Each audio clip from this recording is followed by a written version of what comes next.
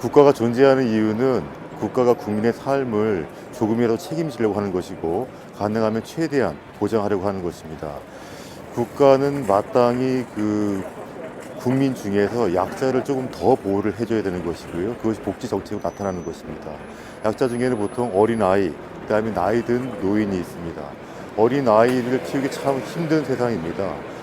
어린아이를 키운 힘든 세상이 된 가장 큰 원인은 아이들이 돌봄을 받지 못해서 그렇고, 돌봄할 수 있는 시간을 어른들이, 학부모들이 확보하지 못해서 그래요. 그래서 실제로 아이들을 잘 돌볼 수 있는 돌봄 교실, 돌봄 교사, 돌봄 시설을 확충할 필요가 있습니다. 그래서 그런 돌봄 시설과 교사와 시간들을 충분히 확보할 수 있도록 정책을 펼 계획입니다. 또한 노인들, 나이 드신 어르신들을 위해서는 어르신들이 최소한 밥은 먹고 살아야 됩니다. 그래서 주 5일 동안 급식을 할 수 있는 그런 충분한 재정을 확보해야 되고요. 또 나이가 드시면 많이 아프기 마련입니다. 지금 젊은 저도 아픈데요. 주치 제도를 마련해야 되는데, 실제로 취약 계층들을 위한 주치 제도가 시범적으로 시행되고 있습니다. 그걸 조금 더 보편적으로 시범적으로 실시해 볼 예정입니다. 그러려면 노인복지법을 개정해야 되고, 그 노인복지법을 개정해서 그런 시행 제도의 근거를 마련하도록 하려고 합니다. 문화재 관련해 가지고는 실제로 대한민국에 존재하는 문화재 중에 대부분이 서울에 존재하고, 서울 중에서는 종로구에 존재합니다. 실제로 종로는 궁궐의 도시이고 문화재의 도시이죠. 실제로 종로에 존재하는 문화재가 500여 건이 넘습니다.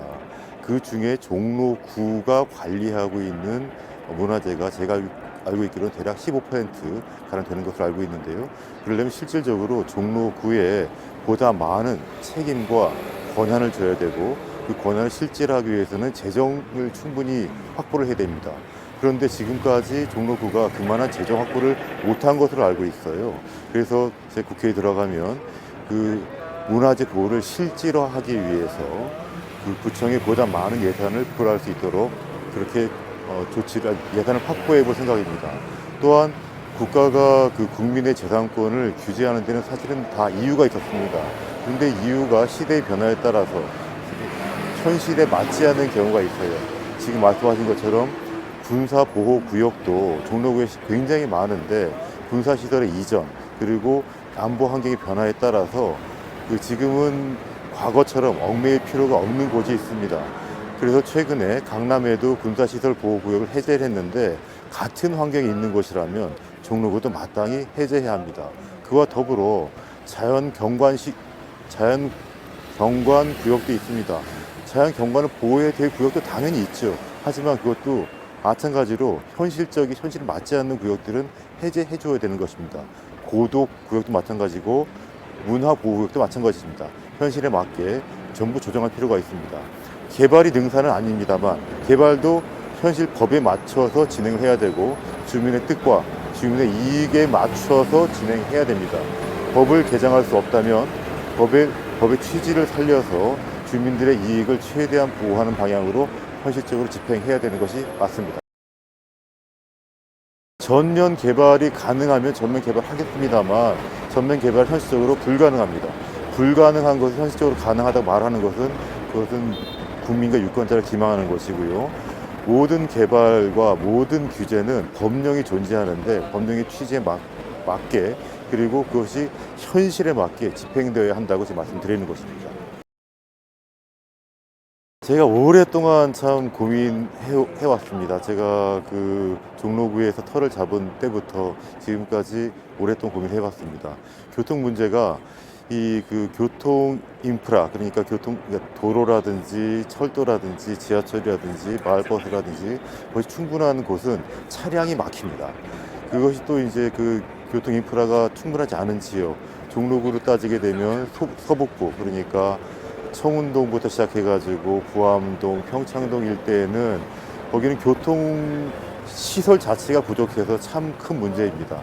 교통 시설이 부족한 것은 시설 자체를 늘려야 하는 것이고, 그것이 국가 기본 계획에 있는데, 그걸 조금 더 빨리 추진할 수 있도록, 조금 더 빨리 진행될 수 있도록 국회의원으로서 힘을 쏟아야 할 것이고요. 지금 시설은 충분하나 그것이 노후화됐고 그것이 그 정체되는 지역은 그 정체에 또 맞게 좀 사실은 지원을 좀 해줘야 됩니다. 예, 지원해주고 좀 그리고 교통 정책을 좀 변경해줘야 될 필요가 있습니다. 그것도 지자체와 충분히 협의해서 진행하도록 하겠습니다.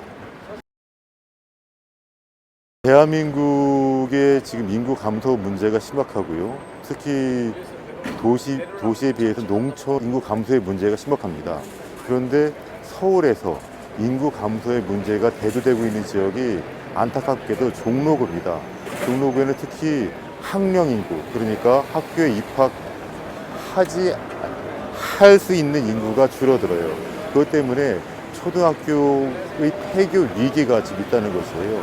100년이 넘는 초등학교, 특히 대한민국 최초의 국민학교인 교동초등학교도 지금 다른 입학생이 없어가지고 지금 폐교를 검토하고 있고 그 간신히 지금 학교를 유지하고 있는 형편입니다. 학생 수를 유지하려면 그리고 학부모가 살 수 있어야 되는 것이고 아이들이 조금 더 놀 수 있는 공간이 있어야 되는 것입니다. 공간을 유지하지 않고서는 삶의 터전을 제대로 만들지 않고서는 인구 유출을 막을 수가 없어요.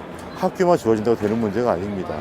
지금 그래서 학부모들이 학생들을 키우게끔 제가 아까 말씀드렸듯이 학생들을 키워서 일할 수 있어야 학부모들이 돌아옵니다. 제가 벌써 한 2년 동안 이 종로구에서 지역위원장으로서 활동해 오면서 많은 유권자분들을 만났습니다. 물론 지금도 사실 못 뵌 분들이 더 많을 겁니다. 예, 이게 참 그 지역에서 국회의원 후보로서 선거를 준비하고 이게 계속 선거를 하는 입장에서는 한 분이라도 더 만나는 것이 도리고 해야 할 일입니다.